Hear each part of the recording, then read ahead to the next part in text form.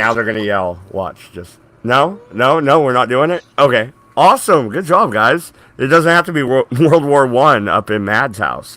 No. All right, so this is Sunday. It's the World War One stream, June, July 1917. America and her real entry into the war, and we're gonna go a little bit further this time because Farty, well, he wants to argue with, as he calls us, the Yanks. I'm not a fucking Yank, you son of a bitch. Anyway, as he calls us. Oh, fuck you, MC. Yankee Doodle Dandy, shut the fuck up.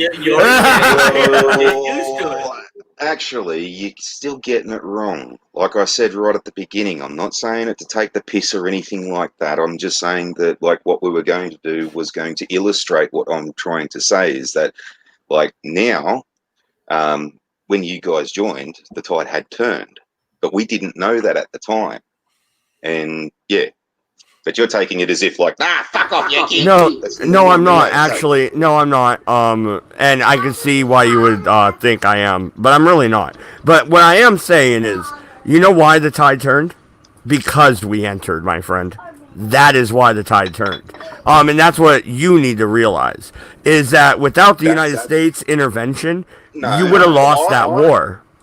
You would have lost it. Shut up for a sec. I acknowledge that you guys were actually a great help, and that when you guys joined, the Germans threw their hands up basically and went, well, that's done for us. However, my point is that what you'll see with Passchendaele and Cambrai is that we were making headways and all this kind of stuff before you guys had actually started being on the front line.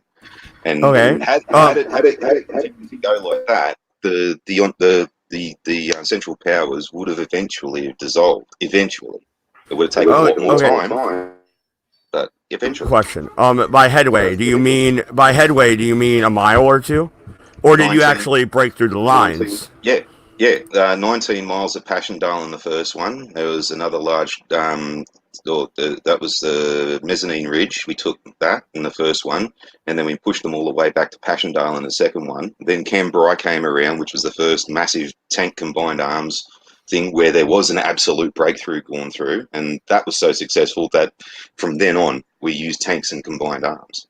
So, like, this is like I keep saying that, like, there was all this fucking just mindless fucking bloodletting that was going on before, and there was a point where we got one officer, who was Haig, and then there was also this fucking Monash, and they basically took control and said, no, none of this fucking, we're going to start trying to do other things, and that's when things started working. Yeah, but you're forgetting several factors. You're ignoring several factors. And that is, for one, the Germans had already successfully infiltrated Lenin back into Russia, and Russia was going to quit the war. The United States real quick, MC, real quick. I have to interrupt because, okay, you are absolutely correct. At the Americans' intervention, when we come into the war, that is exactly when Russia leaves. So your premise, like MC is saying, that you guys had it, you had the breakthrough, maybe you did. You probably did. How long would that breakthrough have happened? Not very long after Russia completely folds, my friend, and the whole front of the war is gone. Okay, so you needed the American cousins to come in. You did. Yes. Eventually, we would have absolutely needed to bolster our troops and forces and all this kind of stuff, and that's exactly why we had you there, because, well, there was probably going to be a time where absolutely, yes, we're going to need you guys more than not. But whilst we're training you guys up to make sure that we're not going to send you into a fucking quagmire and a just blood-spilling situation, we actually did start to make some headways. Oh no, you had a number of different breakthroughs. What he's saying is correct, right? The difference though would have been those breakthroughs wouldn't have been sustainable, all right, when the Germans pivoted after they had already made an armistice with the Russians, all right, because they announced a spring offensive at the beginning of 1918, all right, which basically needed every hand on deck just to stem. And if the United States had not been there, all right, here's the problem that would have been for the British. The French would have collapsed completely. the French would have just thrown their rifles and ran. That's reality. Yeah, no, and I think this is where we're coming into a culture block here, because you take it as MC and I are taking the piss out of the ag sex and the British Expeditionary Force. No, we're not. It's really the French. The French are the reason you guys would have lost the war. And let's be real, like that, you would have lost the war. And that's exactly the reason why Haig took over.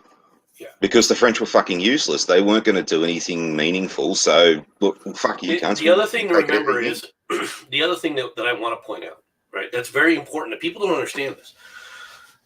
When we entered World War I, we did not enter, okay, to help the British. Okay? That is a secondary aspect. The main reason we entered World War I was to help the French. Okay, within American culture at that time, there were greater ties and a greater feeling, all right, toward the French than there was toward the British, who were still looked upon as more of a competitor, not necessarily an ally. The French had been, in the American mindset of the time, a far better ally. So if we were going to come into the war, we were doing it not so much to help the British, but to help the French. Now, this created a strange dynamic when we got there. And this is something Forty pointed out. Haig and the British by that time said, look, we're the only ones capable of offensive operations. There had been a revolt in the French military.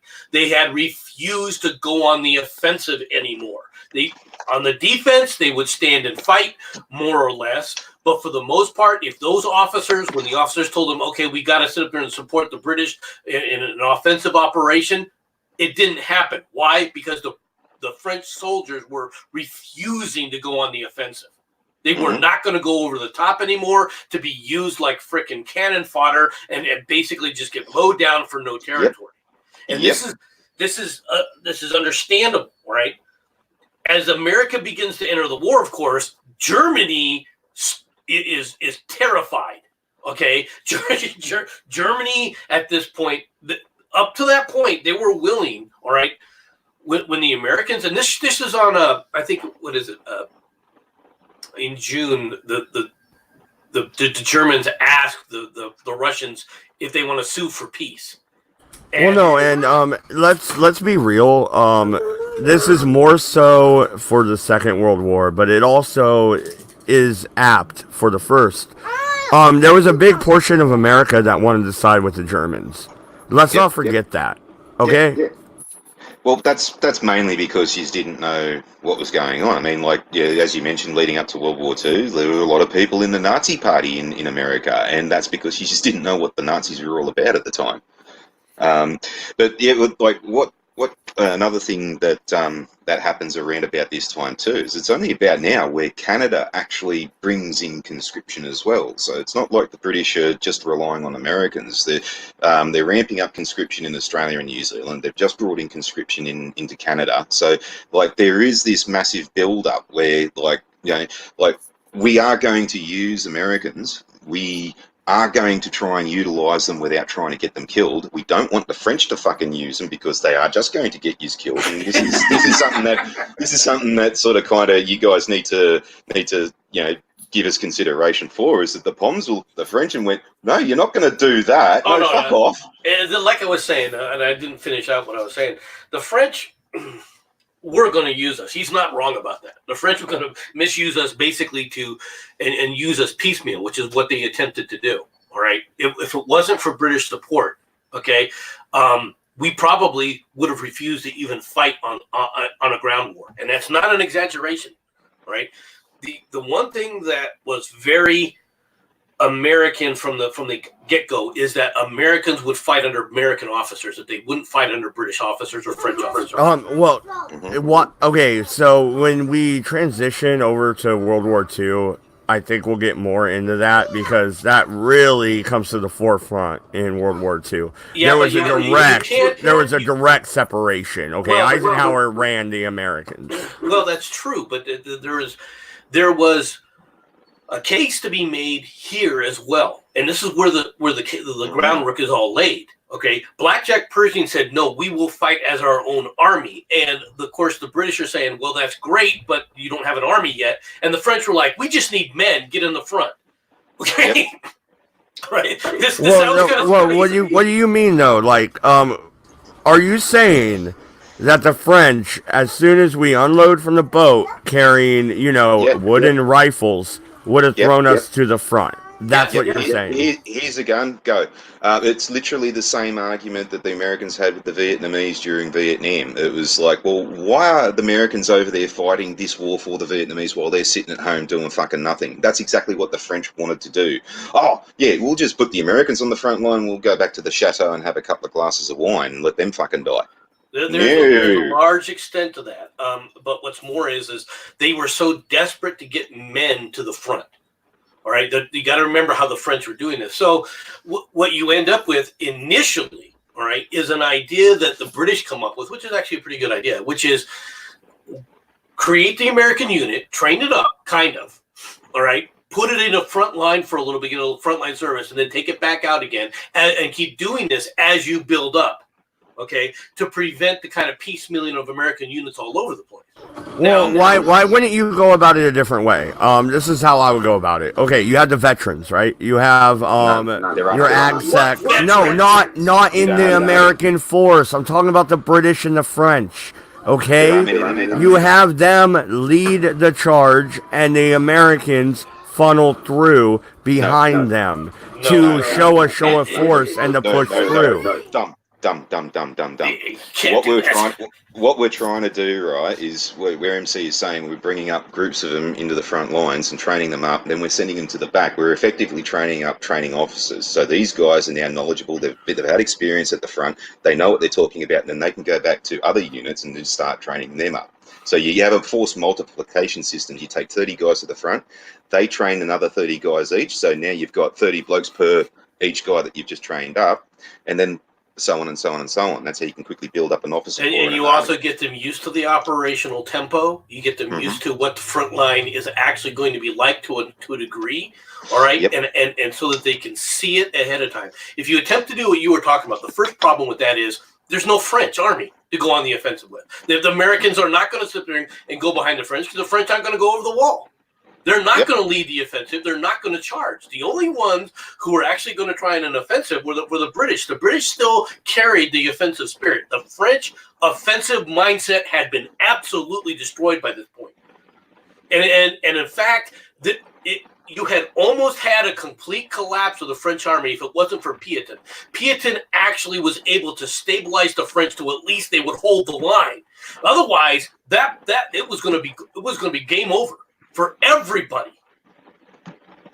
So you end up in a situation where the Americans are coming in. We don't have equipment. We don't have arms. Okay, yeah, the French are giving us arms, and they're actually able to supply us to a large extent because we hadn't. At this point in time, the United States said, "Yeah, we're going to." This is one of the strangest freaking things. The United States Congress authorizes a massive buildup of the military, of the United States Army specifically. The U.S. Army, when war was declared, was 10,000 troops, a single light division. That's what we had throughout the entire United States Army. That was what we had for a force, and we were going to plus it up into the millions. The first call up was 100, and then immediately followed by 500,000. Okay, so you have nothing.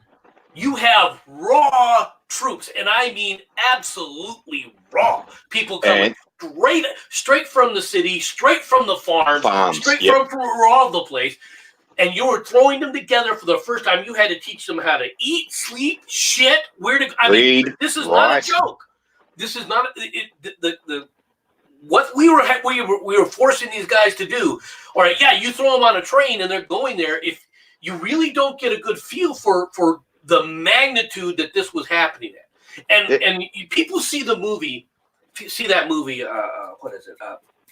Sergeant York, right? Where everyone wants to take a look at Sergeant York and how that was.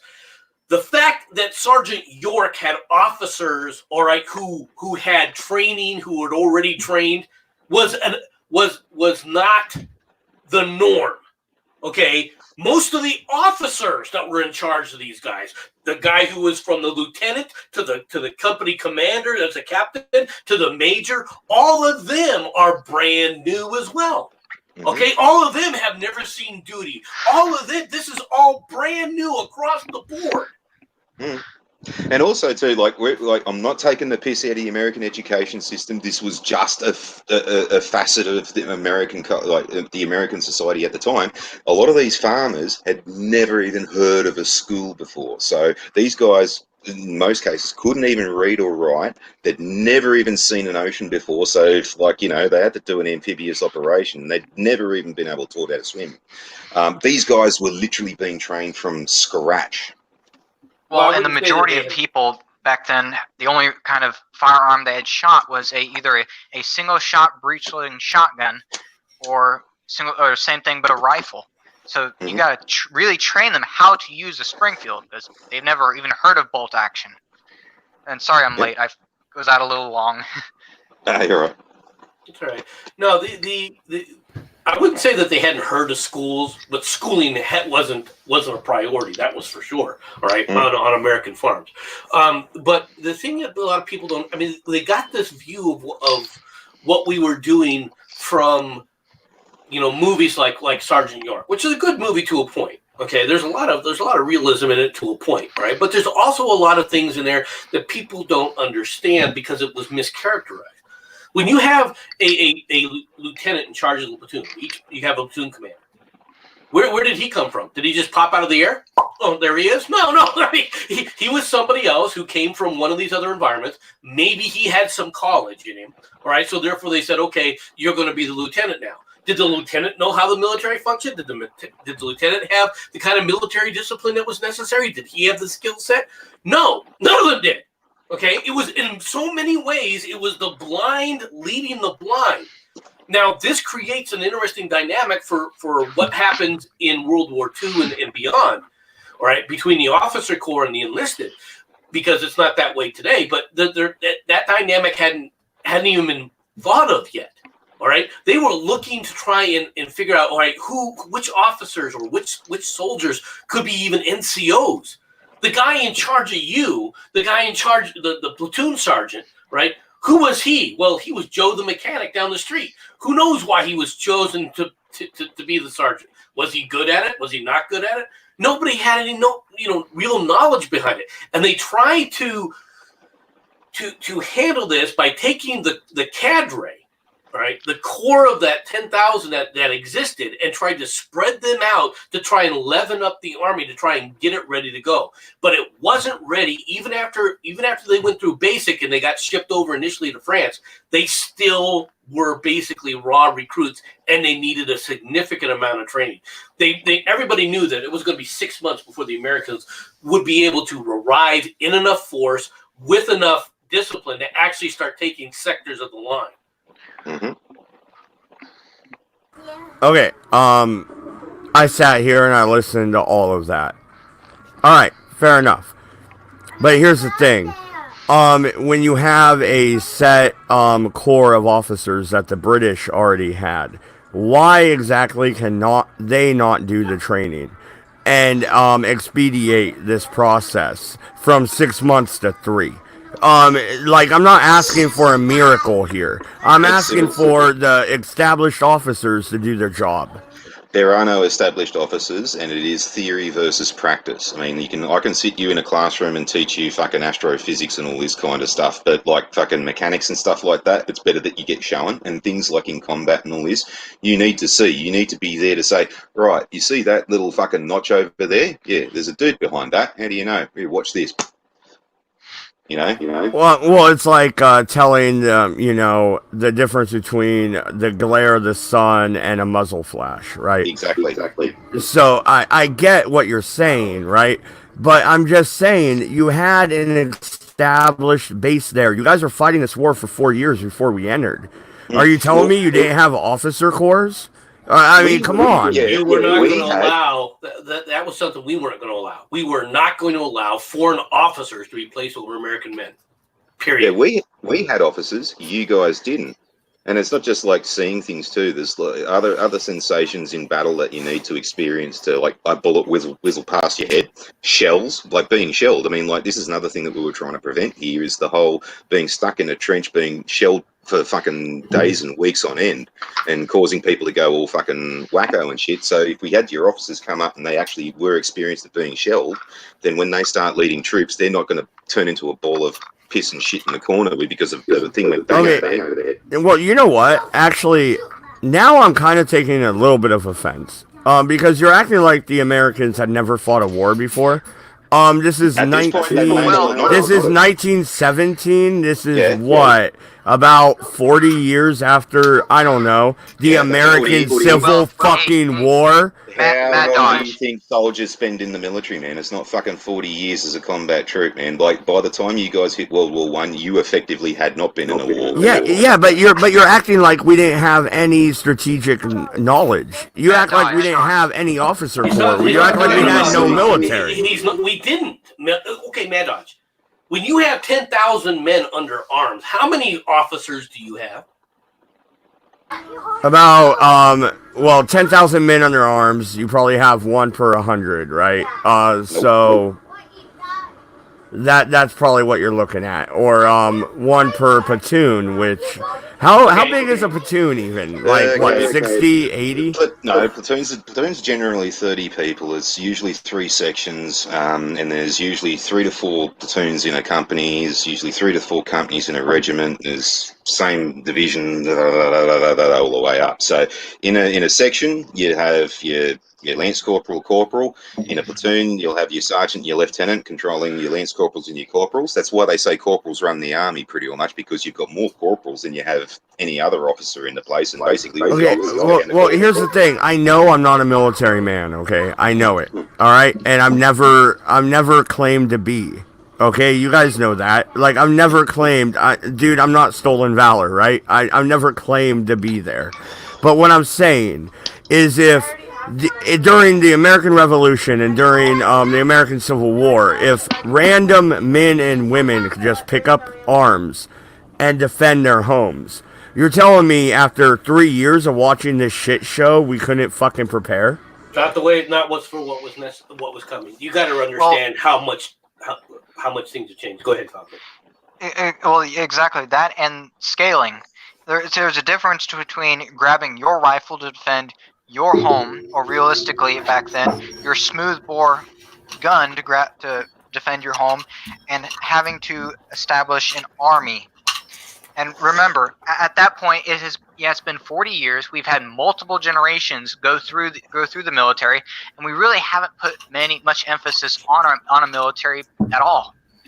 Do you want to forget about, I don't know, that 350-year war with the Native Americans? Like, are we just going to forget about that? Like, that didn't happen? Custer's Last Stand, that didn't happen? Dodge, you need to stop getting the shits about this, because like what we were ultimately trying to do was help you in the end, because like we were taking a platoon that only had 3 corporals and 3 lance corporals, 1 sergeant and a lieutenant, and we were taking them and turning them into 30 corporals, and then sending them out so they can train 30 more platoons and stuff like that, 30 more sections and whatnot. So we were actually trying to help you by doing this, man. Like we were actually trying to give you a benefit as a whole. So Exactly. The thing is we were not prepared. I understand what you're trying to say, but there is a huge difference between the Civil War and what it took to fight the Civil War and what you were going to deal with the modern, which at the time was modern weaponry. All right, for World War I. Okay, you don't have muskets. You're not reloading with black powder. You're not standing in formation to lay down a volley, all right, and doing volley fire back and forth. You were not doing that either when it came to the end of the war with the Native Americans. You weren't. You were doing militia warfare. It was more like Vietnam than it was Civil War. Okay. No, well, it was an entire. No, it wasn't like Vietnam or even the. or even the Civil War, when the war with the Native Americans was not a frickin' war. It was a couple of small engagements here and there, and they were relatively small. A couple? Yes. Like, are you kidding me right now? A couple. In the grand scheme of things, it really was like a bunch of handful of skirmishes. It wasn't that big. So we didn't have, and by that point, those men are long since, and the men they trained are long since out of the military. Mm-hmm. And also keep in mind, 1887, if I remember right, the French finally adopted their very first smokeless powder rifle, the Lebel. 1889, Paul Mauser creates the Mauser 98 Action that very quickly becomes the Gewehr 98. In 1904, we adopt the Springfield. This is all very, very, very new stuff. And the logistical stuff, the logistics chain necessary for smokeless powder cartridges compared to black powder cap and ball stuff they're completely different. And of course, also the training. And at this point, we haven't had our baptism by fire. The vast majority of the troops were unskilled. Almost none of them had been in any kind of warfare. The kind of warfare that they saw at all, if they had any kind of thing, any kind of experience at all, came from when Blackjack Pershing did his punitive raid into Mexico back in the early 1900s. Okay, that was the closest if you had any of those officers still around. We were completely denuded, all right? And unlike what Marty is thinking, what we were doing with those 30 corporals, right, is we were taking those 30 corporals to start with, and we were saying, congratulations, you're now a company commander. Okay, that's what they were doing with a lot of these guys. They weren't I was only using corporal as an example. Yeah. and U.S. military has always been structured a little bit differently. Corporals are not as Prevalent. as prevalent as like sergeants. Yeah, I was gonna say, isn't it more sergeants in the U.S. military? Yeah. And generally, they're usually sergeants. Corporals do exist, and there was a time when we were doing it along the closer to the British lines, but that didn't last very long, to be honest. It's just a vagary of the U.S. Well, military. no, and what's with actually, this is just a quick question. Hopefully, it's quick. What exactly is an NCO? A non-commissioned officer. Okay. Non-com. What's that actually mean? Yeah, shut up for a second. I'll tell you. Right, back in the olden days, right, and so particularly in England, right, you commission. An officer had a commission, which was basically he was being paid to be an officer. That was your commission. A non-commissioned officer was an officer like a lance corporal, sergeant, something like that. That was below statushood, that could be promoted from the ranks, that could take a leadership position, but they weren't being given an actual commission. So that's what a non-commissioned officer is. Okay, in the United States military, a commissioned officer, all right, is commissioned by Congress. Okay, he's made an officer basically by order of Congress, more or less. Think of it along those lines. Okay. In fact, when you get to a certain rank level, your rank has to be approved by Congress. For example, you cannot become, I think it's a colonel, full-bird colonel, but I know for a general, if you get your star has to be approved by Congress, not just the president, not just the other rank. So that's the difference between a commissioned non-com. All right, you can get your rank is approved by the people around, all right, that doesn't go outside the military. For you to get your rank, though, at certain levels for a commissioned officer, you need to have it granted to you and approved by Congress. Thank you. Okay. Yeah, no, I was really just asking because I didn't know. Thank you. If you watch the movie Patton, they kind of refer to this in a way, right? Because at one point, Patton's putting on his third star, right? And Bradley looks at him and says, "But okay," he goes, "I've already been approved by the Joint Chiefs of Staff." He goes, "Yeah, but Congress hasn't voted on it yet." You know, so it just shows you the difference. It's just one of the examples of the differences that exist. There was an idea. You got to remember something. Back in the day, our rank structure was based on if you were an officer, you were expected to be an officer and a what? Gentleman, right? You're supposed to have certain type of breeding. You're supposed to have a certain type of skill level, certain type of education level. Okay. That's the way that's the way it was. And so you created a system, okay, where you have the smart people basically that you want in charge or in the Army. Those are going to be the officer corps, the commissioned officer corps, and then the enlisted corps will just be the guys who are coming in there. They're only here for the duration of the war, and then they're going to leave. This was the mentality at the time. Okay, so it created that kind of a two-tiered system that we have today. Traditionally, that we still follow that system. Is it something that it should be done away with, in my opinion? Well, yeah. Because if you'd learned off us, like we still had guys in Vietnam that had been in the jungles in World War II and stuff like that. So by the time we hit Vietnam, we had 3 jungle warfare campaigns still under our belt and guys from there. In fact, some of the blokes from Vietnam were my training officers when I was in the 90s. So you did have this culture, even in World War II, where like, okay, we ramp up for World War II and then it's over. Right? Yeah, everyone scatter. Oh shit! There's a cold war. But see, that is something that's different. And in many ways, it was a huge cultural change after World War II. But we're getting ahead of ourselves here. Let's exactly. stick with what we're talking about here in World War I. So what you have at the beginning in June, right, is you have a series of interesting establishments, and not the least of which is, and let me share my screen here. Share screen. There we go. Mad Dogs wants to share the screen. Right here on June 5th, you have the German daylight raid on Sheerness and the naval establishments at Medway. Right? This shows you how things are changing dramatically over time. Right. Before that, you had Brusilov succeeding Alexeyev as the Russian commander-in-chief. Now, this is necessitated because the Tsar has been overthrown. Yeah, for all intents and purposes, yeah, he's under house arrest along with his wife and the rest of the children. All right. You have more changeover in the Persian Empire / the Ottoman Turks. Then you have the Battle of Messines. Right. Now, this is where I was talking about. The Battle of Messines is one of the first Allied offensives in Flanders, and this is where we take Mezzanine Ridge and create that 19-mile salient just before. And in a few more days' time, there'll be the Second Battle of Flanders, which will be where we take Passchendaele.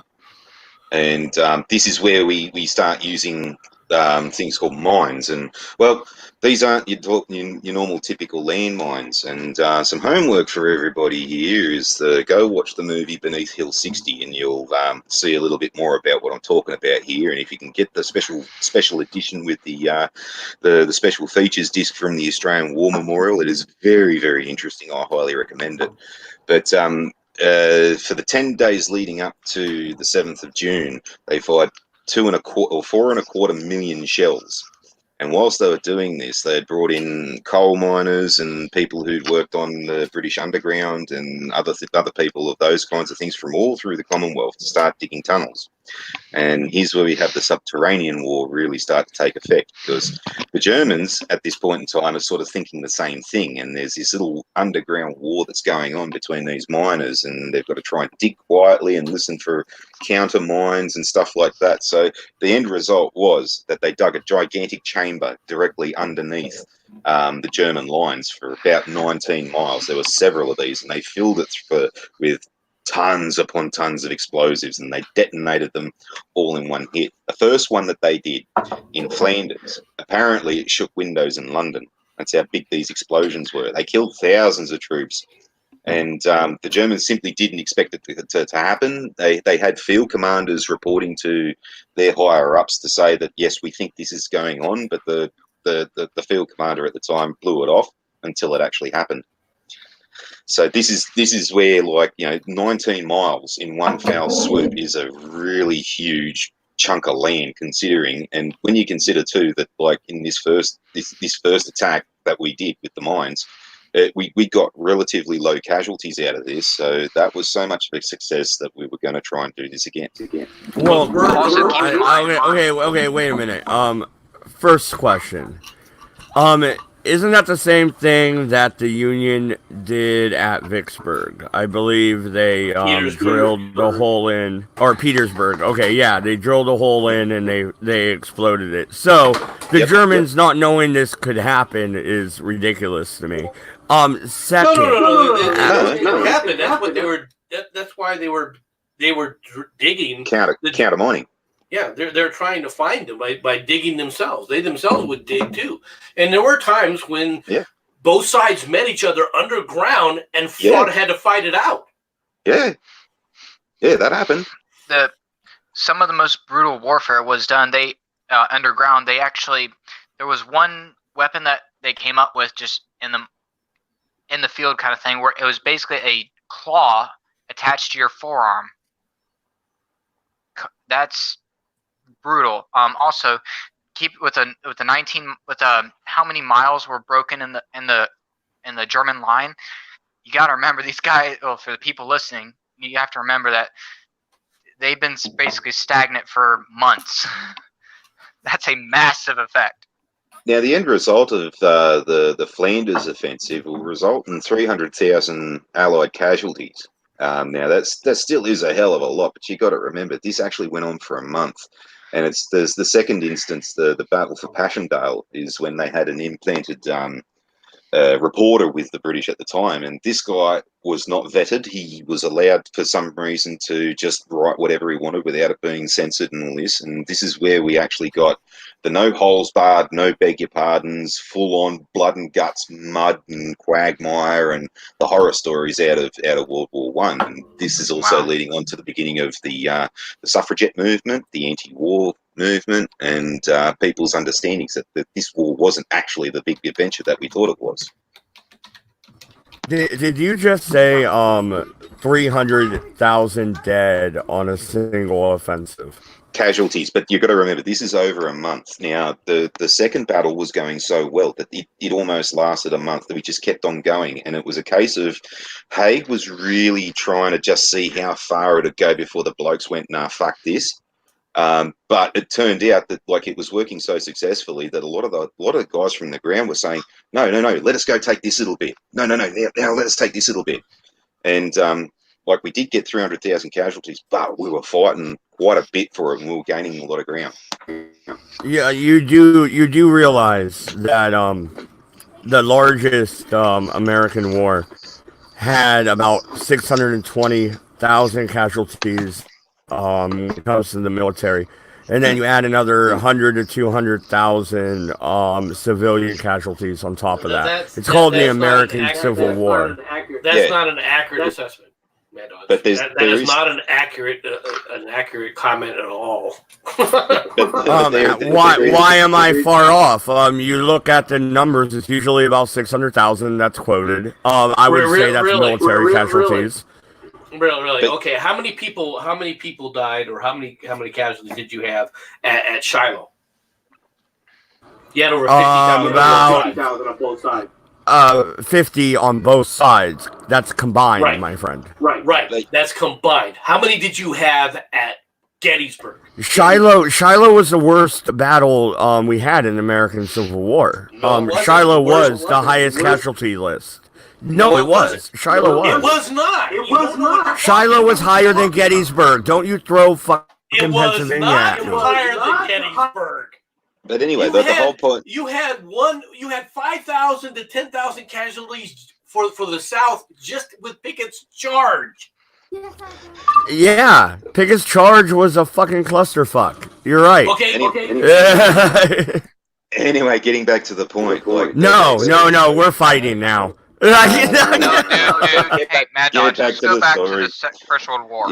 Yeah, so the major difference is, so we might have lost hundreds of thousands of men in battles before, but we didn't take anything back then. That was just a flat-out loss. We'd actually lost 300,000 men, or 300,000 casualties this time, but we'd taken 19 miles. That's the difference. Okay, is 19 miles worth 300,000 men? Is the it? one that was better than not taking anything? Remember, No, you know what's better? You know what's better? Aaron Telford, way earlier, I know this is like about 45 minutes ago, talked about the fucking Christmas Day piece. That's better. That's better than 300,000 men for 19 goddamn miles. And Dude. that was Mad 2 Dodge. years prior. Mad Dodge, keep in mind also that you were losing lots and lots of men every single day for inches. 19 miles is a quantum leap. And that Christmas thing, they don't tell you that most of the blokes involved in that were either like put in prison or executed afterwards for fraternising with the enemy. On both sides. Thank you. That's a fair point. Nobody does bring that up, you know. So yeah, fair point. 2 years prior to this. Yeah, but no. What I'm saying though is, okay, the cost in blood, was it worth it? For what? For fucking up the German economy and for creating the Second World War, which is even worse in You're scale. looking at this thing strictly from hindsight, dude. Yeah, You're like talking about this from how many decades away. And so I'm talking about this. I'm talking about this from a historical perspective, like, you know, me going through my history class. You're right, but you weren't there. In order for us to get to where we are today, we had to go through that. Yeah. You have no appreciation for that, Mad Dodge. It's the argument of killing Hitler as a baby. I mean, like, if you were there when Hitler was born, how were you to know that he would turn into the person that he was to kill him at the time, unless you were looking at it through hindsight? I'm opposed to abortion, even for Hitler. I said it. Anyway, you end up also with the next battle of Insanzo, right? Mm-hmm. And then you have Greece is occupied. Now, Greece was just stuck between a rock and a hard place and never, they never got it right.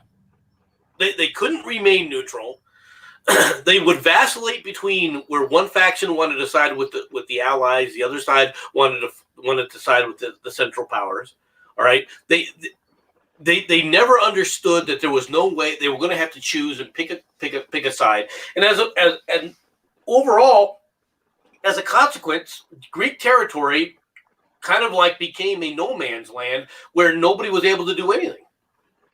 Eventually, they joined the side of the Allies, all right, only to be given short shrift, all right, and at the end of it, they really, Greece ends up just basically making a hash of everything that they've done, all right. And then you also have now, finally, on the June 8th, you have the arrival in England of Major General Pershing. Now, this was actually a huge benefit because he went to England before he went to France. And this was vitally important, all right, for how we were going to go into France and how we were going to be delivered to France. Yep. Well, no, and real quick, Jensen in the chat says, "Oh God, Matt is gonna end up saying, why can't we all just get on?" No, okay. First off, I got a little question, all right? Okay, when I'm in a bad mood, I'm just burning everything to the ground. When I'm in a good mood, I just want everybody to get along. Which one do you want? Should I just burn half the people and get along with the rest? Yeah, Thanos. Basically, you want us to call you Smurfette? Is that what you want? Nah, Thanos. Wait, MC. Which one was it that you call Smurfette? I call that's Tulsi Gabbard. That's my view of Tulsi Gabbard. Okay. I was thinking, because the only person I could think of that you would call Smurfette would be Tulsi. Okay. Now, what's interesting is there's still a domino effect taking place down here. For example, Santo Domingo severs relations with Germany. Really? What is Santo Domingo going to do? Nothing. Okay? What's Haiti going to do? Next week. Right. The King Constantine of Greece abdicates. Once again, Corinth and Larissa, which are Larissa, are occupied by the Allied forces. These are These are Greek strictly, the Greek territory. Then you have the Great German Daylight Raid on London. 157 killed, 432 injured. Here you go, Falcon. Airplane one. Yeah, fuck London, am I right? I'm sorry. And Jensen said 50-50, so that's what I was going for there. Like, let's burn down half of London. It'll be okay. Go on, Falcon. It's really a carbon copy of the same one of what happened before with the previous raid that was 23 Gothas. One thing I do want to, I forgot to send you a picture of it, MC, but one thing I do want to correct from the last stream, I used the words flight computer, more specifically an E6B. This was developed in the mid-30s. It's basically pretty accurate dead reckoning, but it's still basically dead reckoning. But you're also compensating for things like the wind, assuming you already know what the wind is. Just on that, I also forgot to remind you that the Trident was actually the first commercial airliner with an inertial navigation system that could go fly blind. It could even land itself. Okay, well, and that's but basically what you were talking about were just small bombs, 50 pounds, 60-pound bombs. Something like that. But this is more of a concerted raid. I mean, like I said, this is a part of the war where a lot of people are starting to realise things are working. And from the first the Gotha raid, they realised, hang on, that works a bit better now. If we make a more concerted effort, we could cause more damage. And this is where they tried that. But it doesn't work as well in the daytime. Exactly, and the German army at this point has realized that the Zeppelins are pretty much dead because they're slow. They're just like the airplanes. They're still pretty slow, but they're really big, easy to hit things.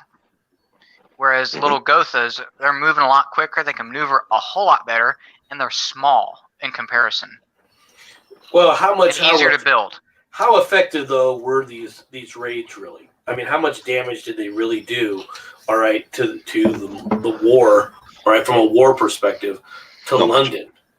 Not much. You see, this is still like terror raid kind of thing, and 157 people killed might seem a lot. 423 injured might seem a lot, but it is still the aspect of, we don't know where exactly these bombs are going to fall, and it could very well be me any minute now.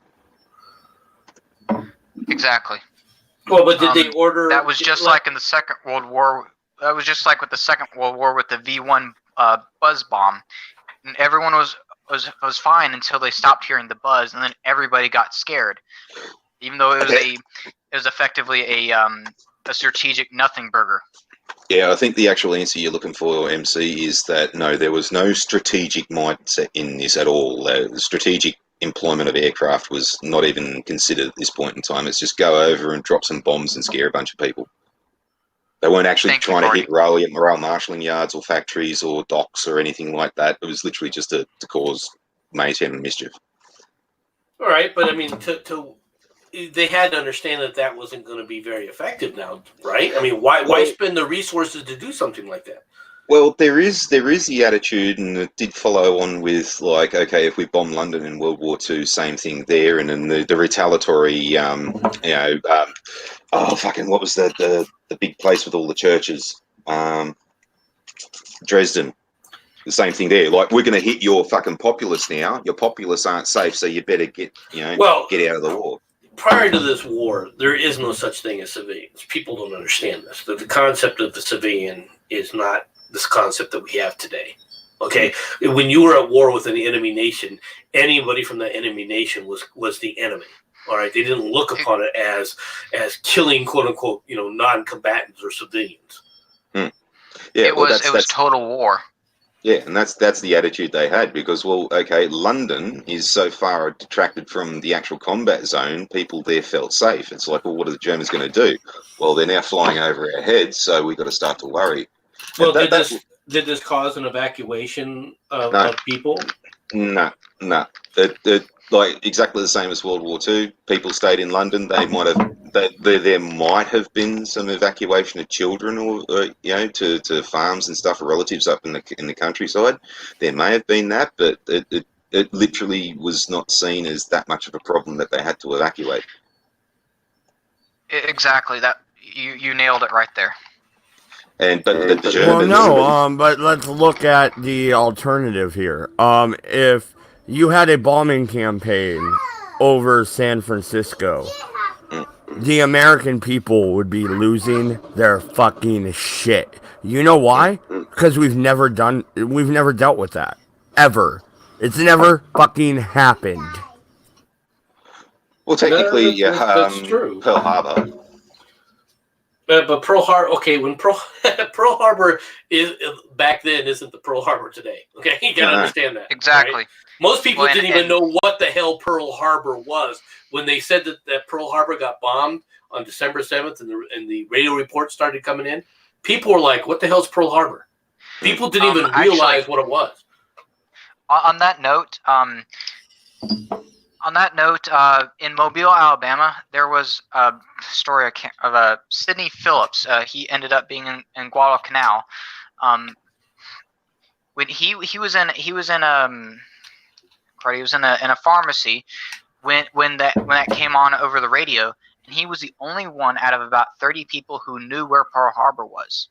Nobody knew. Also, keep in mind that Hawaii wouldn't be a state until 1960. Yeah, exactly. And it's like, okay, do the American people really give a shit about Puerto Rico?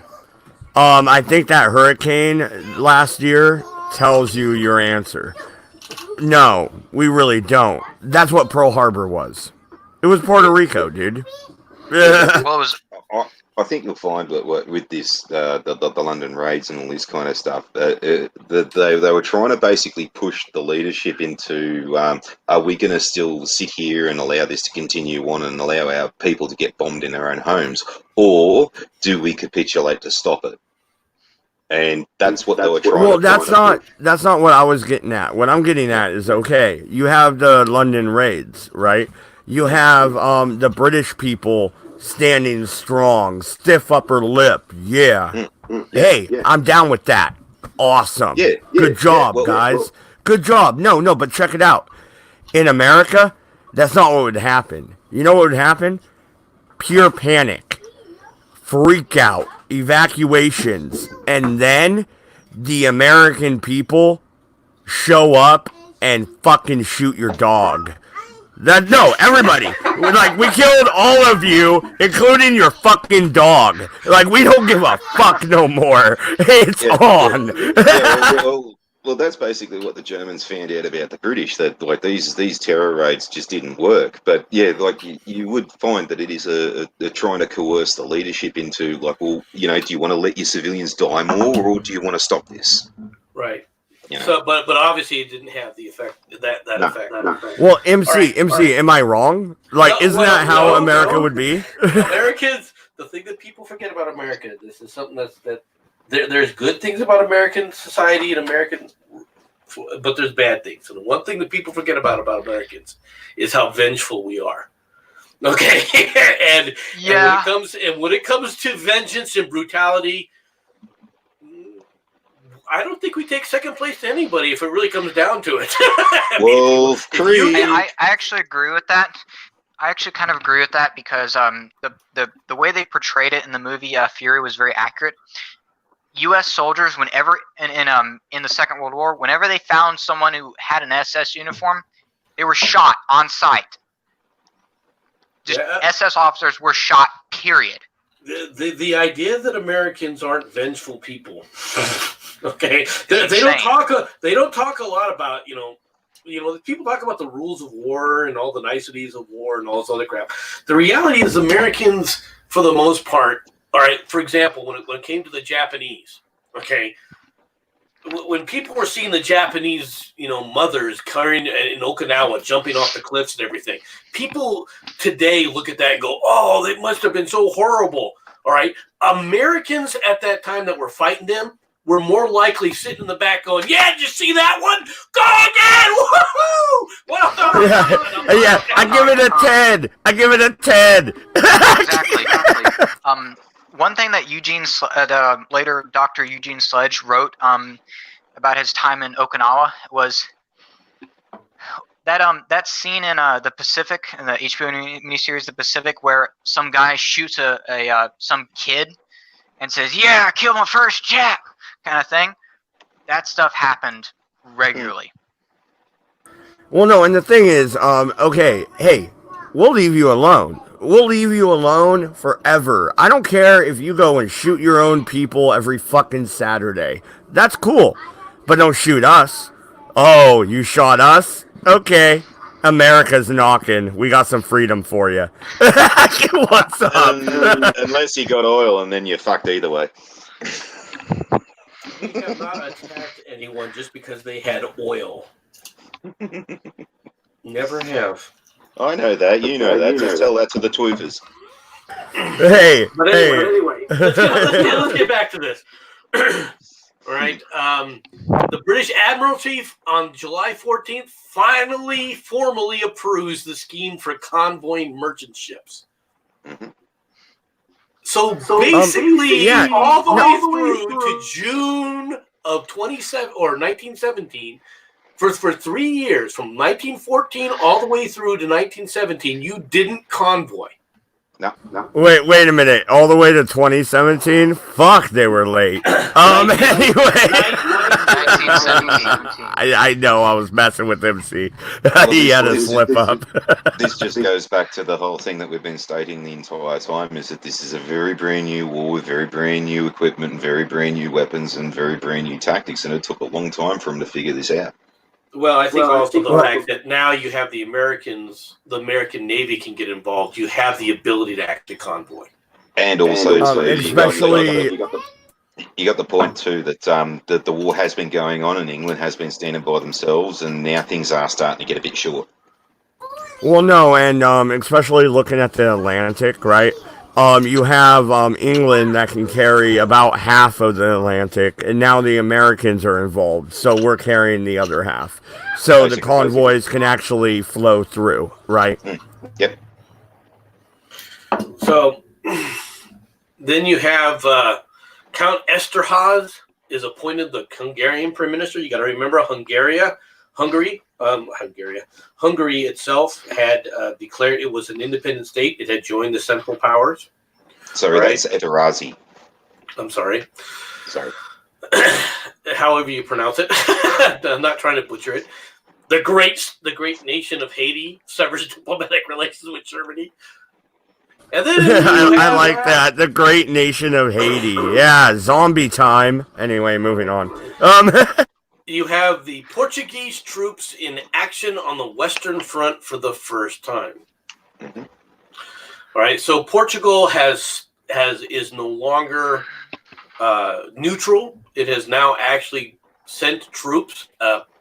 Not in the great scheme of things, they were what they send, like 10,000. It wasn't much.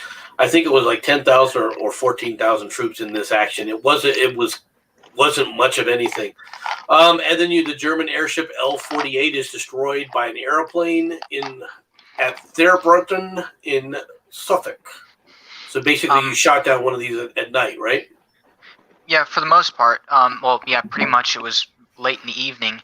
There was still a little daylight, but almost nothing. But the thing is, right after this war, Germany, France, and Britain would abandon the idea of the airship. The United States Navy would continue the idea of the airship well into the 20s, and some interesting ideas came about. But 1917, if you're going to point to a specific year, this is the year it's dead. Well, no, and I'm looking at the timeline. Let's jump forward a little bit. Mutiny breaks out on the Russian Black Sea fleet. So the Russian Navy now is in full mutiny. They are, well, they're going Soviet, right? So what's happening is you have these people showing up and kind of creating unions within the military, because that works. Right? That's a great fucking plan. This was a huge issue, all right, because this basically paralyzes and prevents the Allies, all right, from continuing to push against the Ottoman Turks, Okay, people don't realize how important it was to have the Russians, even though the Russian fleet is bottled up. The fact that it's putting pressure on the Ottoman Turks on the eastern side, when this goes away, that ends. Well, no, absolutely. I'm not sure whose phone that is. Yeah, but, sorry, hang on. Oh, okay. All right. But no, you're absolutely right. And I think what I'm trying to get at, though, is actually the systematic destruction of the Russian fighting force. And this is coming from communism. What they're doing is they're grouping up and they're arguing and saying, "Hey, we need a board of directors to approve anything." And like all that's going to do is clog up the pipes. All that's going to do is mess up your fighting force, right? There's a reason why if you give an order, it's followed. There's a reason for that. Right. It's definitely the beginning of the end. It's basically the Soviet Union is going to basically use this. In fact, this is one of the big heroic elements, okay, that's shown in all the Soviet propaganda films is this Russian mutiny that breaks out. Now, eventually it gets more or less put down, but by then it's too late. The Soviets are basically ended up taking over everything. Now, at this point in time, once again, the Tsar has been forced into abdication. Okay, he's no longer in charge. What you have is a provisional government that's in charge, and the provisional government, as you saw earlier, is trying to continue the war against the Germans. When this is going to falter, basically, when the Soviets take over, because the Soviets immediately sue for peace to get the Russians out of the war. The decision that they make is absolutely disastrous and would have been absolutely disastrous if it wasn't for the fact that the Allies eventually win the war. It's one of the greatest betrayals that we commit. In what way was it disastrous? Like, how exactly? Because they had ceded so much territory to the Germans. They had basically ceded their entire industrial base to the Germans, all right, to sue for peace here. There wouldn't have been a Soviet Union able to continue if it wasn't for the fact that after the war, the Allies forced Germany to give it all back. And they never should have. Now, part of that reasoning, though, comes from previous rulings, not the least of which is that there's going to be an independent Poland, all right, and so forth, which was it never. To be honest, there's a lot of reasons for a lot of things. We'll get to those when that happens. And then you see on the 25th of June, the first contingent of U.S. troops arrive in France. The manpower begins to arrive in southern France. All right, to be trained and so forth at the beginning of this war. The Russian summer offensive begins, all right, and then you end up with the Manchu emperor is restored to China. This is kind of like useless, all right. The agreement signed in The Hague for exchange of a combatant and civilian British and German prisoners of war. And the first regular convoy of merchant ships sails from Hampton Roads, Virginia. And experimental convoys that are tried in May outwards did not start until actually August, however. Got anything you want to say about that, Farty, if you're around? Hey, no, not at the moment. Yeah. Okay, the Ponta de Legata which is a island in the Azores, right, or a city in the island in the Azores, is shelled by German submarine. The Germans are showing their displeasure that the Portuguese are acting against them at all. It doesn't do much. And then wait. The Germans were mad about something? Yeah, I'm surprised.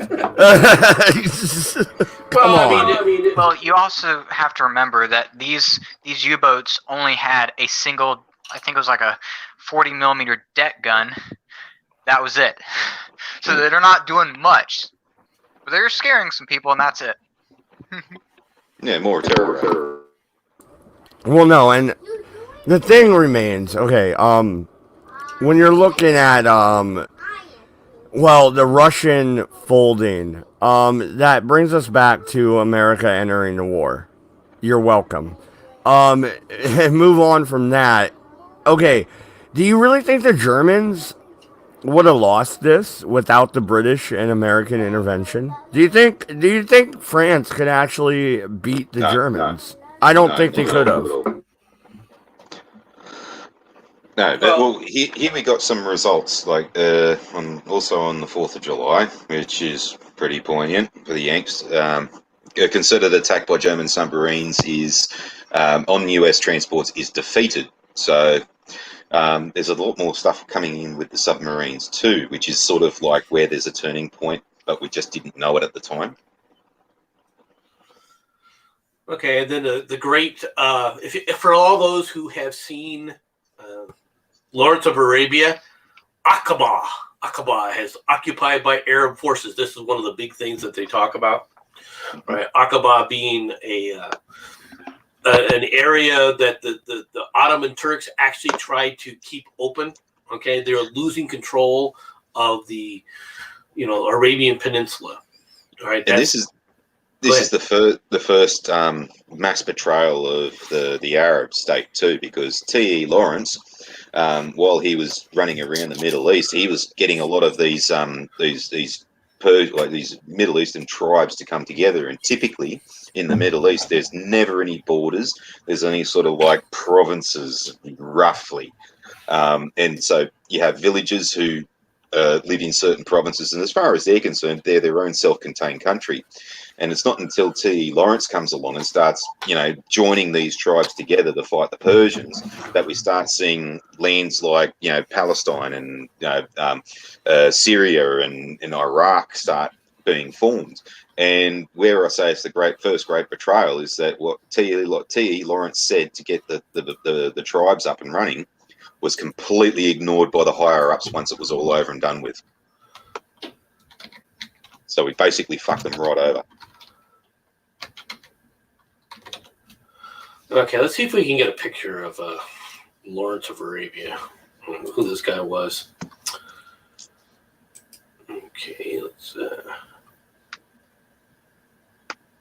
put this. I'd laugh if you brought up a picture of David Niven.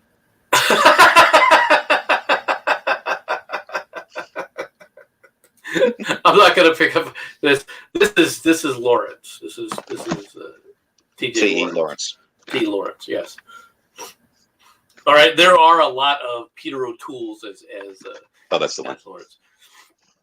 David Niven is another character that I think he also was in the movie. Wasn't he one of the officers that were giving him orders, I believe?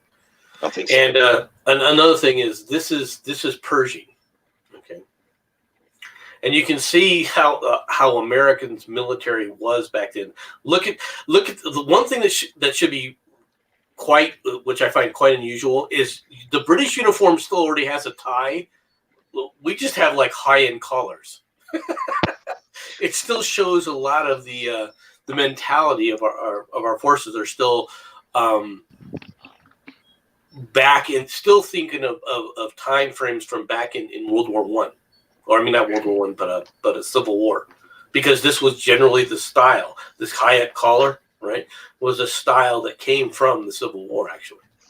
I didn't know you guys had Sam Browns. That's kind of like mud. No. That's the strap that's going across him. It's part of his sword. Oh, this right here? Belt setup, yeah.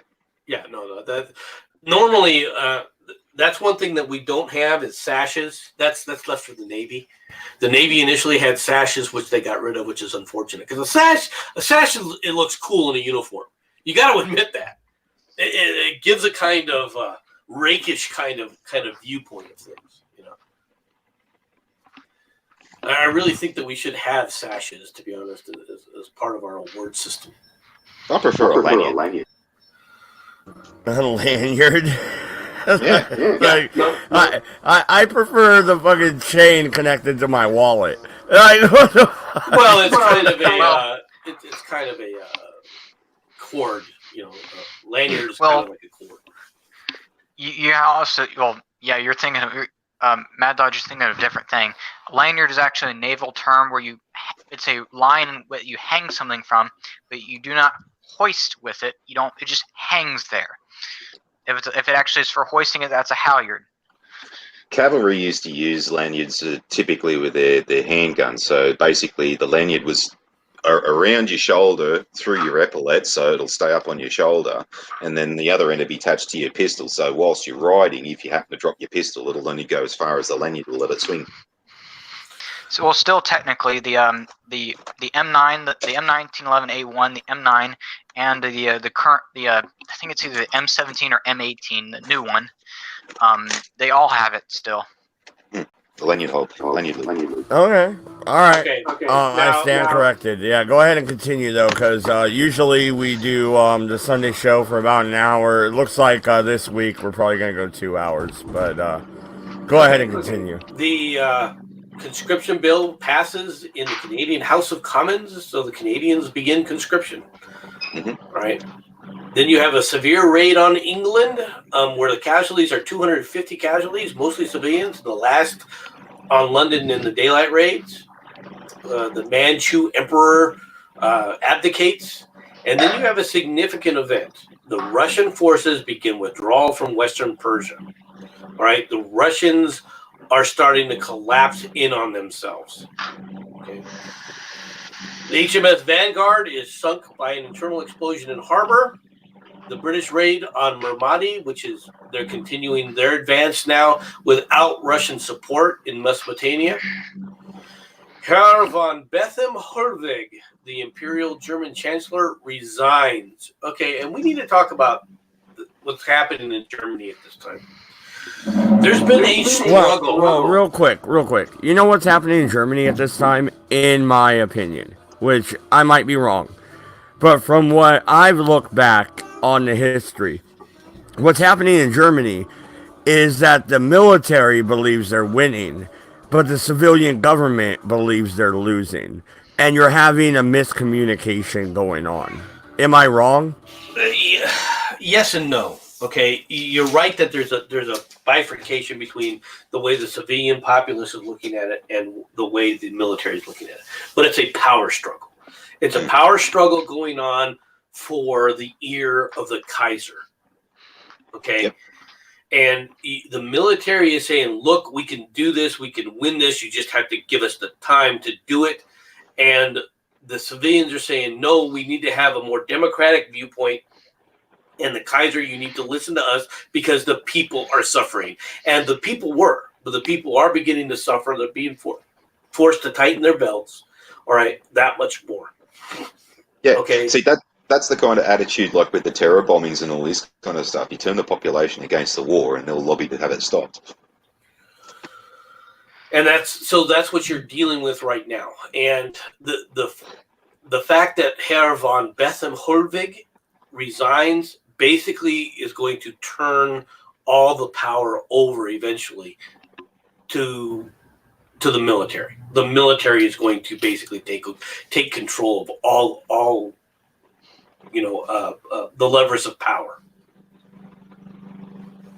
Okay. Then you have the German counteroffensive on the Eastern Front begins, and this is begins the final collapse of the Russian army. Well, no. Okay, so you have Germany at home in turmoil. Okay, so you have a fight between the military and the civilian government. But at the same time, the German military decides to make a push. That's calculated, right? Yeah. Like, they have to be seen to do something, like, you know. Well, you're fighting the Russians. The Russians just launched an offensive, which you beat back, and now it's general military tactics.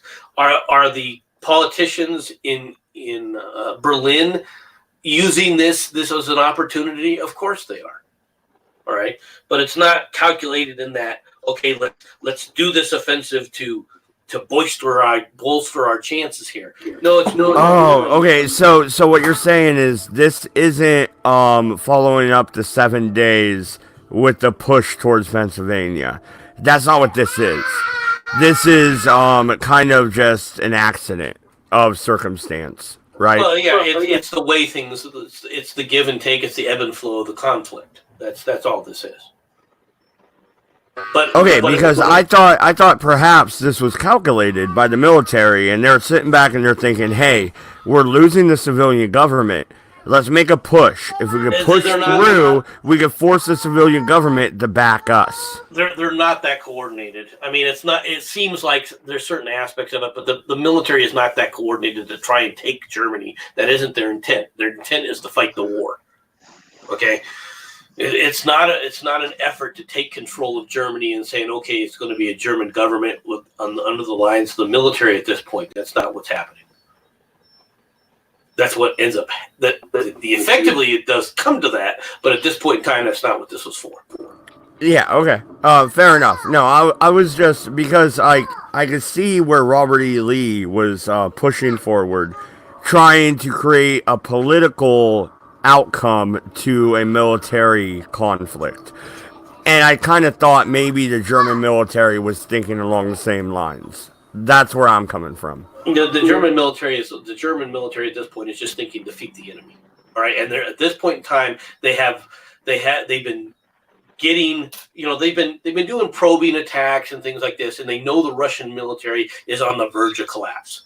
Okay, so as their offensive peters out, the counteroffensive begins, and now it's their chance to smash through and really give their number one enemy. You got to remember that during this entire fighting campaign, the Germans have been thinking we have to take the Russians out first. Okay, initially it was we got to take out the French. When that failed, it's like, okay, our biggest enemy is the Russians. We have to defeat them first, and then everything will flow from there. And this begins the great counteroffensive in the east that actually brings Russia to its knees.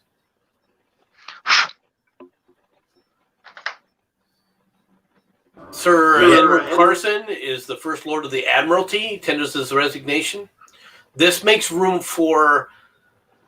Does this make his room for Beatty? Does Beatty take this place? No. I thought this was the return of Churchill. It's not. No, yeah. No, because he's still reeling from Gallipoli, so he's not very popular at the moment. Yeah, no. I'm pretty sure this is where Beatty comes into it. Yeah, I think Beatty. This makes room for Beatty. The Reichstag passes the resolution as to German war aims, basically codifying, saying this is what Germany wants out of the war. The Battle of Marseille with Romania, all right, where the Romanians had basically thought that they were going to join the Allies and get their chance to go after the Hungarians and get their asses kicked. Siam declares war on Germany and Austro-Hungary. Now, for all you new people who think everything's fucking racist, this is, Siamese. This is basically a colloquial term for, like, Southeast Asia and the Asian region, that kind of area. Yeah. The Kingdom of Siam is what precedes the nation of Thailand. This becomes the nation of Thailand. Stanislaus and Tarpul and Galatius are retaken by Austro-Hungarian forces. The full inter-allied conference assembles in Paris, all right, to discuss the situation in the Balkans, all right. Can we save the Serbs? Can we save the Russians? No. And that's what they conclude. And they're also making plans for the imminent collapse of Russia as well, because they know that's coming. And how are they going to fight it? All right, you end up with the Battle of East Galicia ends. Basically, this is the major offensive for the Austro-Hungarians against the Russians. All right, comes to a conclusion. At least this part of the battle, in order to stop the battle. Although it's very successful overall from their point of view. And then the Tank Corps is formed in the British Army. Soon to be utilized in the Battle of Wipers in 1917 in the Pickham Ridge. This pisses off a lot of people because basically they made the cavalry become the tank corps. And the cavalry really loved their horses and they really didn't like these newfangled tin cans and stuff like that. And there's a lot of pushback about it. But It happened Really? anyway. Yeah. Huh. I wouldn't have guessed that. Well, you got to understand how the nobility looked at cavalry service back then. To them, it was the dashing. You got to remember, they still had the idea of the dashing cavalry. You're thinking about it from the Civil War. Even Mad Dodge waxes eloquent. All right, about Bedford Forrest, and of course, what's his name? Can't think of his name. What? Stonewall Jackson? No, Jeb no, Stuart? Jeb Stuart. Jefferson Davis? Jeb Stuart. Jefferson Davis was not a war. Was not a. Well, no, he wanted to fight in the war, but they elected him president instead. Actually, that was a And he thing, could have by the way. easily turned it down and let somebody else take it. Who's gonna step up? Come on. He did. That isn't for him to decide, was it? All he had to do was say, "No, I'm going to sit up there and fight for my nation of Mississippi." Of course, he still would have failed, but that's a separate issue. Hey, you know what, dude? I swear to God, I'm gonna show up in Arizona one of these days. I'm gonna make sure you're nice and old so I can beat your ass easily. Dude, I think he already is nice and old. I'm not old enough yet for him, though. I know, right? Gotta wait a few more years. So what? 2? Let's let Flardy talk about that. He's been waiting to talk about the Battle of Wipers here as it begins. Yeah, the Battle of Ypres. This is actually the second Battle of Flanders, which is more commonly known as the Battle of Passchendaele. And this is where Haig has his second go, because he made such success the first time. They let him go a second go. And for another 10 days, they utilised 3,000 guns to fire 4.25 million artillery shells along an 11-mile front. The only problem with this one is that it was all going pretty well. They didn't use mines in this instance, but the Germans full on expected the mines to come, so they, were really shitting bricks. But what actually happened was it started raining, and this is where the quagmire happened, and this is where it started slowing down. And this is why the battle lasted from the 31st of July to the 6th of November. And Isn't there also a change here? Yes. Of tactics from Haig, where Haig allows the lower units to move forward. Yes. Yeah. Can't remember the actual proper tactics, but it was in a lot of different phases. So there's more smaller battles basically brought into this. But the ultimate result is they take Passchendaele Ridge. And what Passchendaele Ridge now gives the Allies is an uninterrupted view of basically all the German rear lines from that point onwards. So it's that particular point there where the Germans are sort of a bit screwed. And then this will end up with the beginning of the Battle of Cambrai, which is in the next month. November. Sorry. Which is the mass tank battle that begins, right? It's the first utilisation of mass tanks with artillery. Is that, well, real quick, because I want to save that for that episode. Is that the next month? Because, matter of fact, Falcon and I were just talking last night about how we should do an entire show just on airframes and tanks. So if this is the first if this is the first major tank offensive, then maybe we should do that next week, and that's when we should do it. Yeah, this is the first time where we've taken what we've used before and we've gone full on with it. It's like, okay, we're going to use 450 tanks, both Mark IVs and Whippet tanks. And your Whippet tanks are your small machine gun posts that can move fast and punch holes, whilst your Mark IVs are mainly your infantry tanks that are there to support the advancing troops. And this is another point where the tide turns because it works so well. Like, the Germans basically melted in the face of these tanks. Okay, because I know we did do an episode where we went through airframes and tanks, and we just talked about them. But I want to talk about an actual offensive, and I want to talk about military strategy when it comes to tank warfare, and how it progressed in World War I and really got started. Because it wasn't perfected until World War II. Let's be honest. It wasn't even perfected by the end of that too, because the tactics had evolved and changed and all this kind of stuff. That's the thing with tanks. It's always been a race between armored protection and how it can be defeated. So you make a tank, someone will find a way of defeating it. You make a better tank, they'll find a way of defeating it, and then your tactics and your arms and all that kind of stuff change and evolve over time. That's just like the battle between body armor and rifles.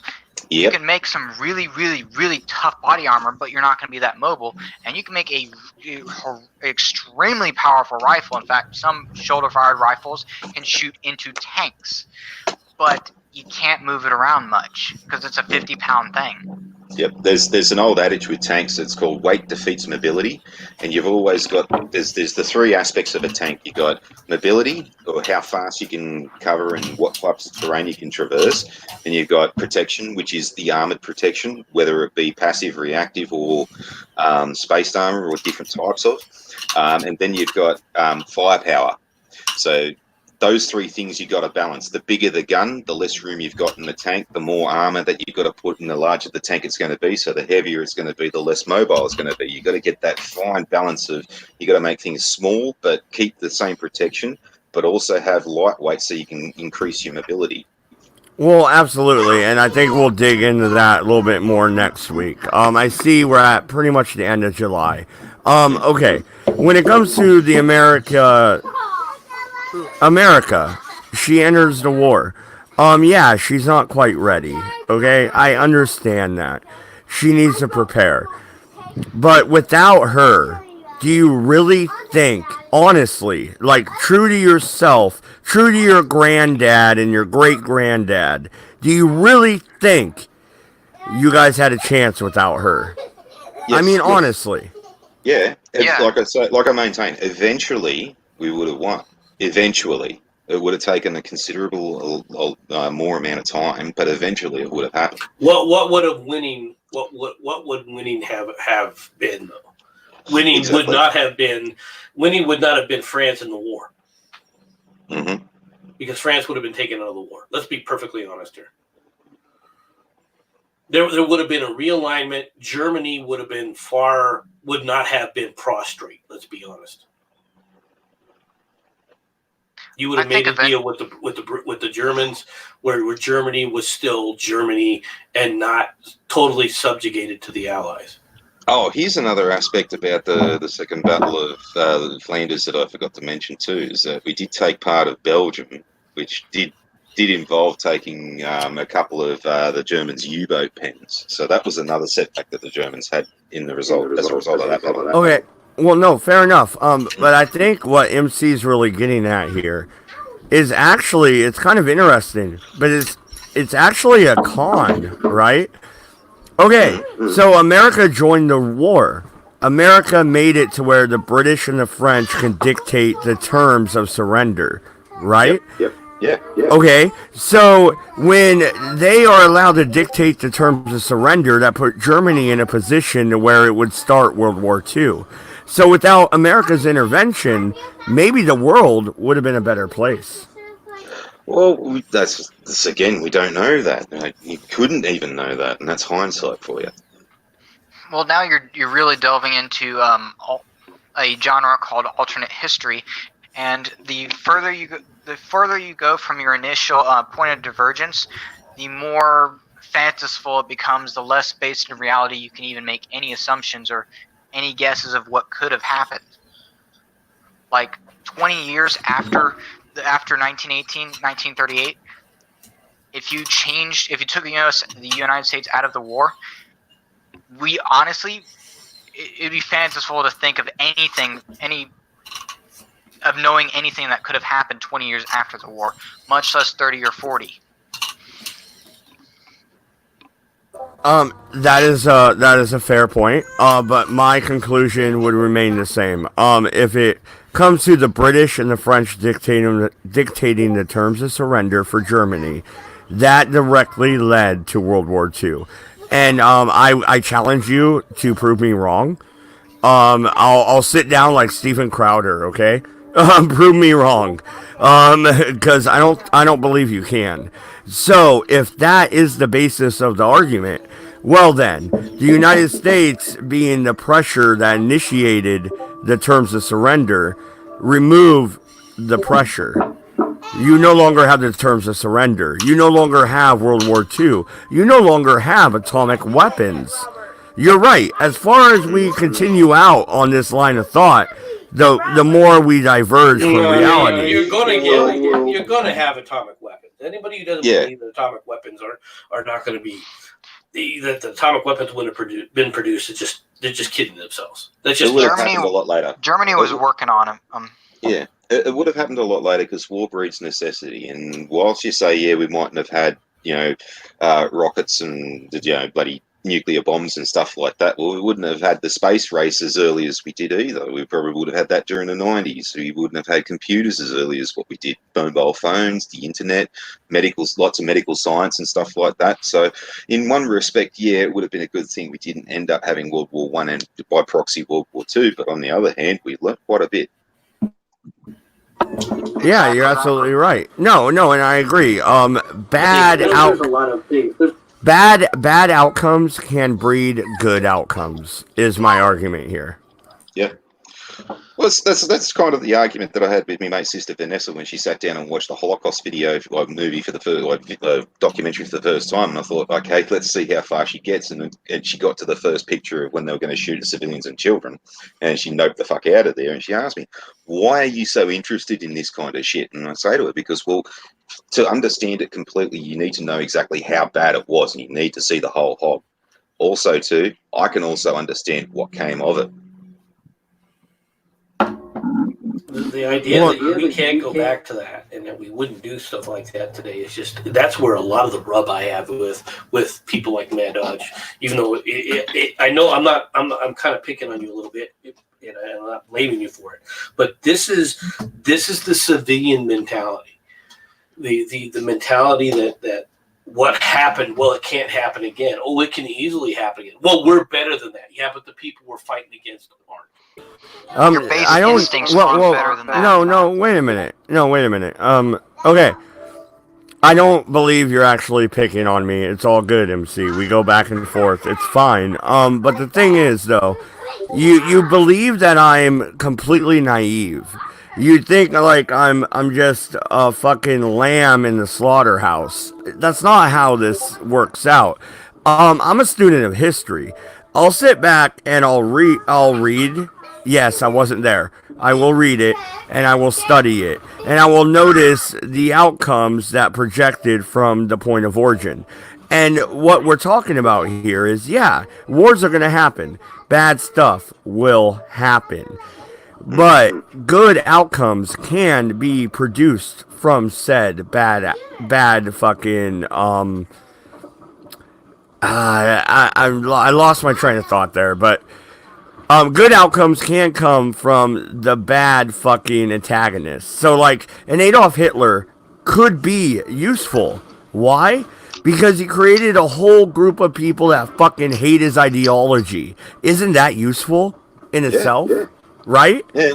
So, I mean, you don't want to kick out the bad guys. All right, the bad guys are there for a reason. But you got to be willing to stop the bad guys before they get too far.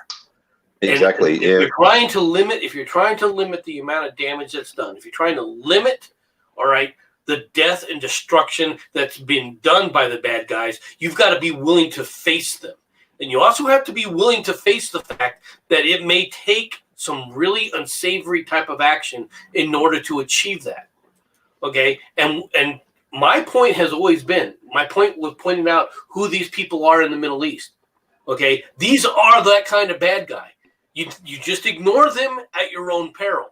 Okay? Do you actually honestly believe, though, that I sit back and actively ignore them? Yeah, because I talk about them all the time. Because you guys want us to pull out. Because you want the world to be a specific way. Well, I don't want us to bomb Iran. Okay, well, great. Then what's your solution? Well, we'll just pull out and there won't be a problem. Yeah, you've made that statement. And you think that somehow that, oh no, if we're not there, the badness will go away. We have to look at their base ideology. See, that's where you're getting me twisted. All right, that's where you're getting it wrong. No, I know the bad guy will still be over there. Okay, if we didn't kill Saddam Hussein, he'd still be breathing. I get that, but why is he my problem? Why is he not his neighbor's problem? Why is it his neighbor taking him out? It ain't my job. Why am I there? When we try to support the neighbor to try and fight him, you bitch about that too.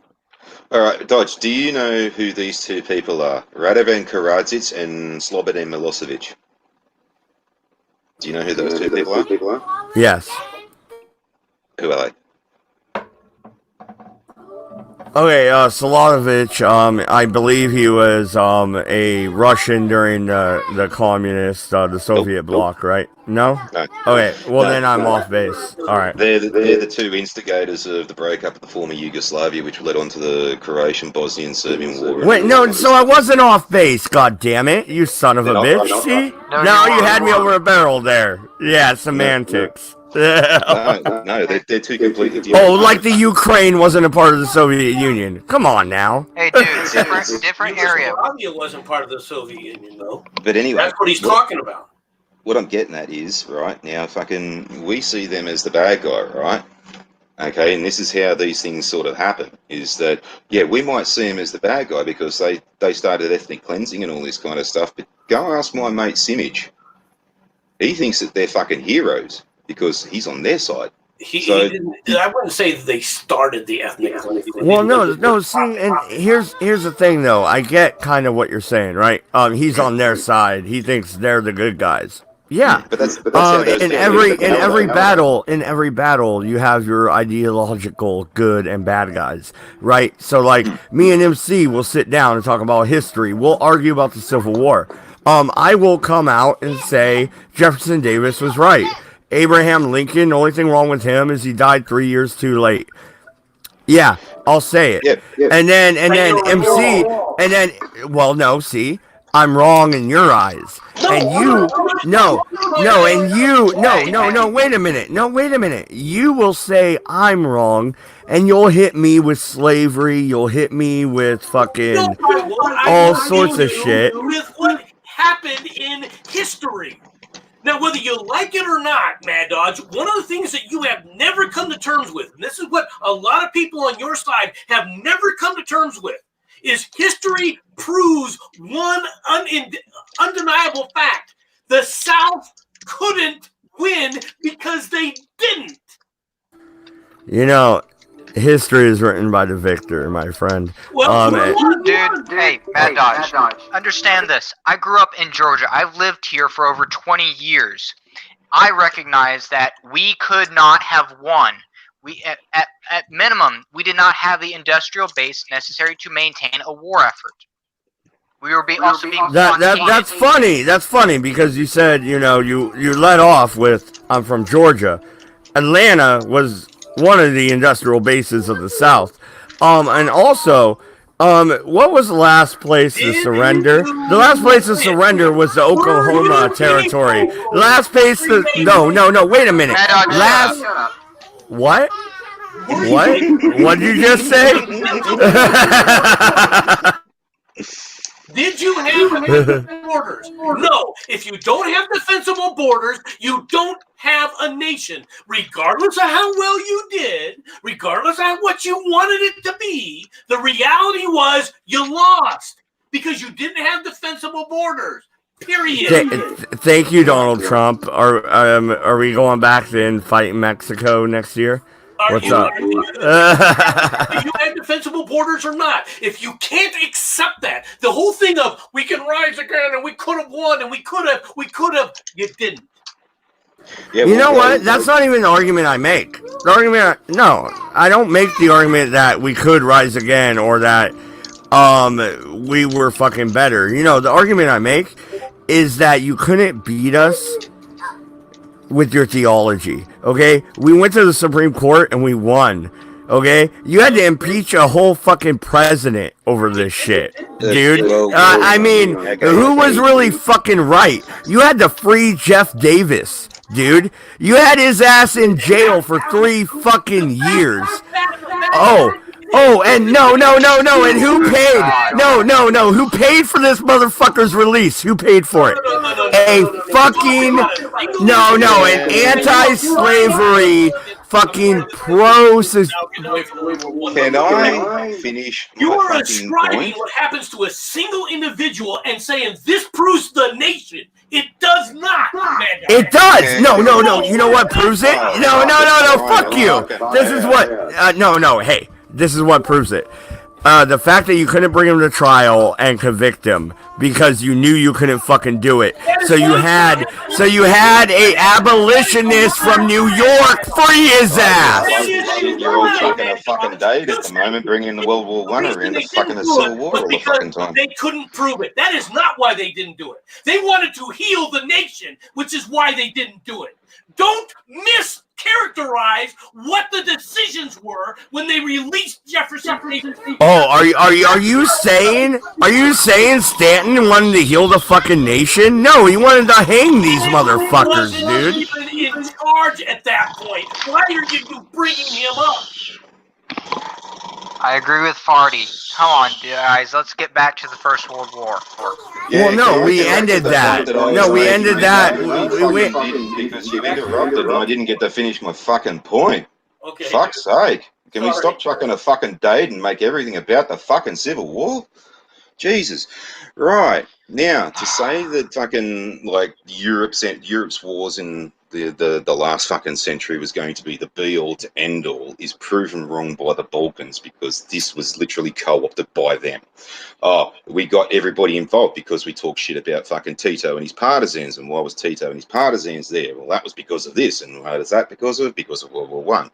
So, yes, no, this whole point that these wars were to end all wars was absolutely not the case. That's my fucking point. What's that got to do with the fucking South? Shit. But he doesn't believe the South lost. He feels they were cheated. Is this back to being my channel? I don't know. Are we going to stick to the subject? The subject is over. Okay, It was over 20 minutes ago. No, god damn it. No, this is bullshit, because you're arguing, MC. You're arguing that it doesn't matter that they couldn't prove the fact that it was unconstitutional. They couldn't. Okay, that's a lie, and you know it's a lie. Do I? Yes, No, I don't. You're making a statement that has no proof behind it. They couldn't do it. What do you mean they couldn't do it? They couldn't do it because they didn't even try. No. That's why. If they could have done it, they would have. They hung a woman, dude. They hung a woman that let a guy stay at her fucking tavern. Are you kidding me right now? Like, really? Like, she knew he shot the president. They didn't have fucking AOL, bro. Like, they didn't have a phone. They didn't fucking call her up and go, yo, this homie just shot the president. They pick her and execute her. Yes, they killed her and they killed Mud. Mud didn't do shit. Mud didn't do shit. A different world with a different philosophy of life, Mad Dodge. Not your little wonderful world of today. Are you telling me that Mud knew that he broke his fucking leg jumping off the balcony after he shot the president? Are you telling me that right now? Are you actually fucking trying to tell me that? Oh, He good knew God. who he was and didn't report him to the authorities. Would you have? Yes. Would you have reported me? Would I report you for what? I show up with a broken leg. I need help, bro. If I think that you're police, that you were involved in the killing of the president, yeah, I probably still would report you, dude. But he didn't know that. They didn't have the internet. They didn't. No. He knew very well who he was treating. He knew very well that was probably frickin' Booth. The idea that he didn't know who that guy was is nonsense. especially when he knew about I don't care if he knows that it's John Wilkes Booth. No. It was 3 hours after the shooting. 3 hours. You're telling me that time, dude? You're telling me that they had phones? Is that what you're telling me? Because they didn't. And you want to talk about the telegraph? No. Wait a minute. Not everybody had a telegraph wire into their goddamn house. Because it wasn't 3 hours. That's a lie. All right. It was several hours, even further than that, because everybody around the country knew what had happened almost instantly. No, they didn't. Not that dude that let Booth ride across the bridge. You forget about him? You know that Union officer? Yeah, we always forget about him, don't we? Well, and what happened to him? He got executed too because they were on the war path. That's what it was. No, it's okay. It's okay for the Union to try and assassinate Jefferson Davis. That's fine. But somebody actually does it to them, and fuck you, right? No, it was not the same thing. He was not being assassinated. There's a huge difference between an assassination and an execution. Stop trying to fucking make it. Sic semper tyrannis. All right? Death does the tyrant. Fuck him. Shit that sit up there and happen when you can't even separate yourself from that time frame. You can't even take a look at that time frame and understand that the way you feel today, the way you've come about your feelings, had literally nothing to do, okay, with what was going on in the society back in that time frame. Okay, well, where's your perspective on the society in that time frame, my friend? Well, you're saying my perspective is off because I wasn't there. Neither were you. We're both coming from this from a historical perspective. You're not we both are. From a historical perspective, though, Mad Dodge. You're coming from it from a place of emotion. Yeah. Okay. You have a point. And I'm being a little hyperbolic for the show, right? Little? So there. No, not just a little. Me and you do this. Come on now. This is what we do. Fuck you, buddy. You know what's going on. But god damn it, no.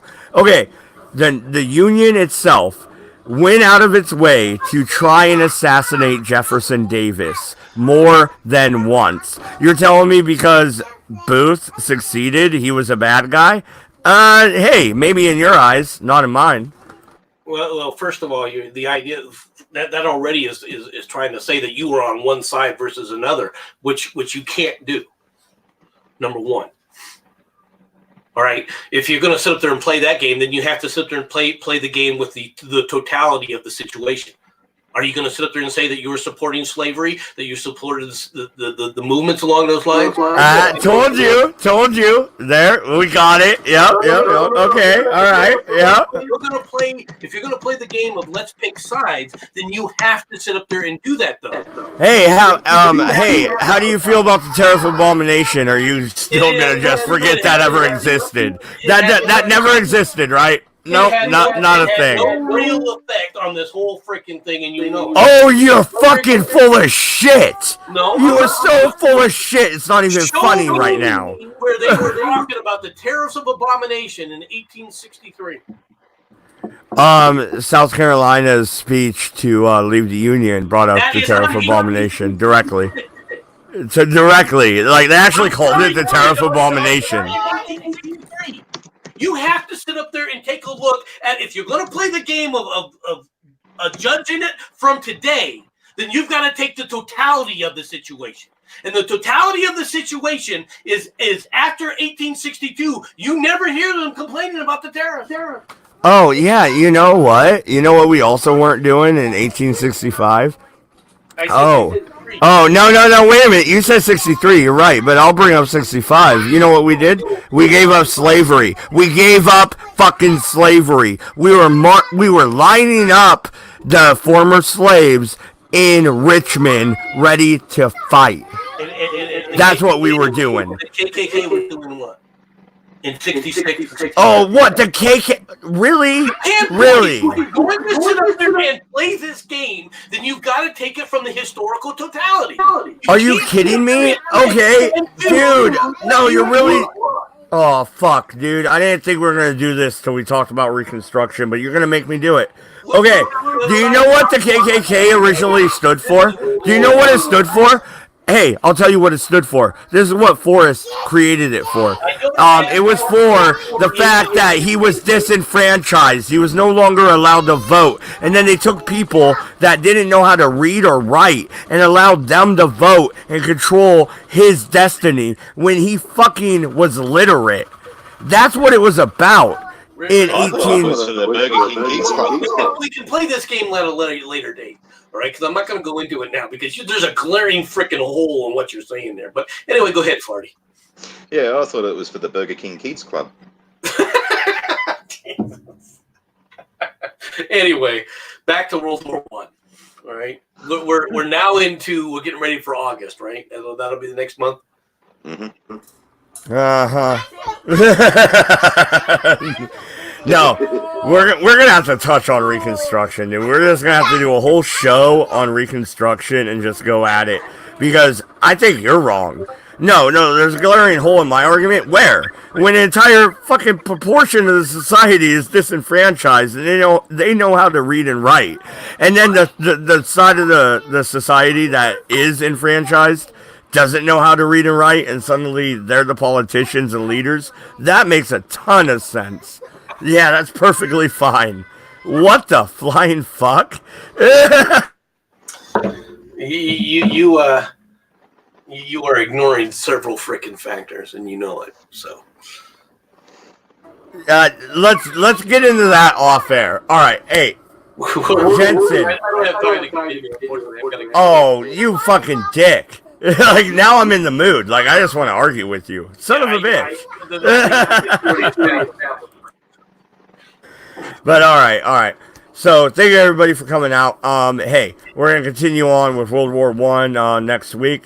I believe tomorrow, hopefully, I'll be spitting out some political content, and then on Tuesday, either this week or next week, we're going back to Rose City by Night. We're gonna do season 2. It's gonna be about 6 months later. All hell broke loose. Everything went to shit, and it's going to be interesting seeing new characters pick up the pieces. So that's what we're going to roll with there. Hey, MC, you doing your morning show? What's up? Yeah, I'll do my morning show every morning, and then I'm thinking about probably starting an afternoon on either like Tuesdays or Thursdays, or possibly Monday, Wednesday, and Fridays. But hey, Farty, you want to come out and bitch about some fucking 9/11 truthers or the people that hate firefighters anytime soon? What's going on over on your shit? Or, hey, I love you on the cast here, so, okay, stick here as far as I'm concerned. You know what I mean?